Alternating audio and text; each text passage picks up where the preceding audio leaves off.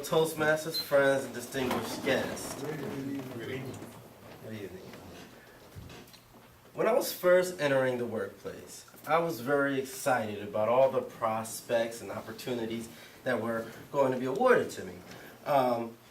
More specifically, this whole idea of waking up each and every single day to go to a place where I could be creative, be innovative, work with other people to fulfill a goal, a mission, and work methodically to get there each and every day was something that provided me a lot of excitement.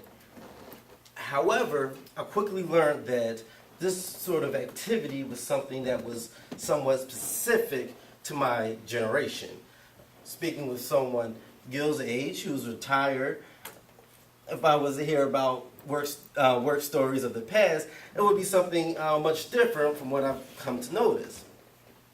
People were talking a lot about sacrifice, obedience in the workplace, going to work at a certain time, always having to leave at a certain time. If you're late a few minutes or early a few minutes, you'll be docked in your pay, monitoring how long you go into the bathroom. Those sorts of activities were things that were real serious in the past. Conformity, not so much today.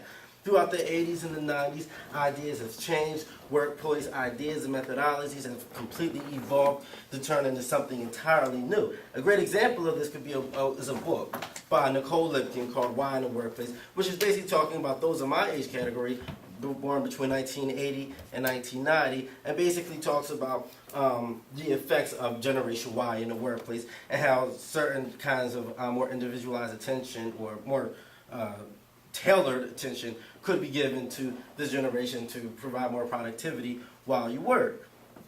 And the ideas that were presented in this book would have been totally cast aside 30 or 40 or 50 years ago. So what I would like to do today specifically, in lieu of getting straight to the point, is specifically talk about 3 innovative techniques that can be used to create a more engaging workplace. 3 engaging activities. The first one is simple. I'm sure a lot of people have them. They're called incentive programs. All workplaces have some kind of incentive programs, but that help motivate the employee, because after all, employees need motivation to help keep going. And in the past, a lot of these sort of incentive programs focused a lot on pizza parties if you do good, or if a team gets done a project in a timely manner, they'll provide a lunch as a job well done. And though I think that those are okay incentive programs, they somewhat miss the mark. Let me give you an example of an incentive program from someone who's in my graduate program, talked about, who works at an insurance program, talked about an incentive program that was offered. 2 people, at the end of the week, she needed a project to be done, and she asked for 2 volunteers to work on it. And of course, nobody really wants to volunteer for an extra project throughout the day. So she said, okay, well, if 2 people can work, the extra hours to get this done by the end of the week, very hard on it, I'll give you the following week, you'll have the next Friday and Monday off. So of course, at that point in time, everybody's hands went up to get volunteers to participate likewise. And of course, the work that was done at the end was good. The supervisor told the person in my program that it was the best assignment that was ever turned in. So incentive programs work, and they certainly need to be used, but they need to be creative, and they certainly need to be relevant to what's really going to motivate the employees that they're working with. The next thing that could be used to help workplace activity is professional development. And this basically talks about what can employees do to become more knowledgeable about their work. The problem with this is that many employers are coming to the table with this fixed idea that if it's not broke, don't fix it. So for example, if you're giving trainings all the time, if people aren't particularly saying that your trainings are bad, then there's no need to join organizations like Toastmasters to improve your speaking skills. Another example of that would be, why would you attempt to get a 6 Sigma training certificate if you're already making your mark every single month and you're not causing too much waste in the workplace? So it's like, okay, well, just because you're not doing bad, there's no need to do better.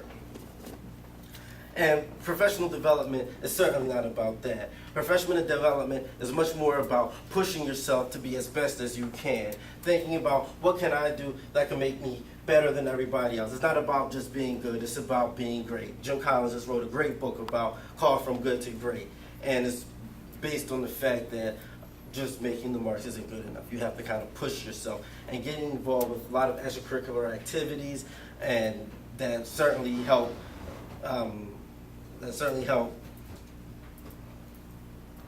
Kind of, I guess you could say that reinforce what you're doing every single day at work, make your whole sort of work environment that much better.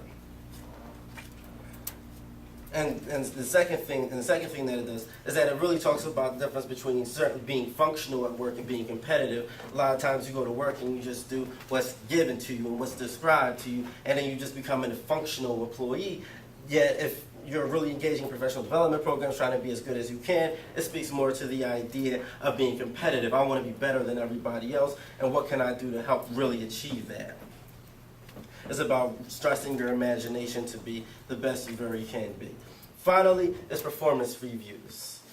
Timothy Butler and James Waldorf wrote an interesting article called The Art of Job Sculpting, How to Retain Your Best People. And essentially, this research kind of transformed the entire idea of what a performance review is supposed to be. Performance review in the past typically just included going to meeting with your advisor, having goals. As you meet your goals, yes, no, what do you want to do in the future, here's your grade, and that's it. But this whole idea is kind of forcing managers to play the role of a manager in addition to a psychologist. So it was asking questions like, what did you always want to be when you were a child? What really makes you happy? What really motivates you? And it's kind of pushing the employee to really think about what makes them happy, and then it's kind of putting the ownership on the employer to say, okay, well, if this is what's really motivating you, what sort of new activities can I give you that really help you fulfill that function? What, in addition to your work, that I can give you to really make you feel happy and at home in the office? So those three strategies: performance reviews, incentive programs, and professional development programs can certainly make the workplace better. And as years go on and new research comes, this field is just continuously growing. Thank you.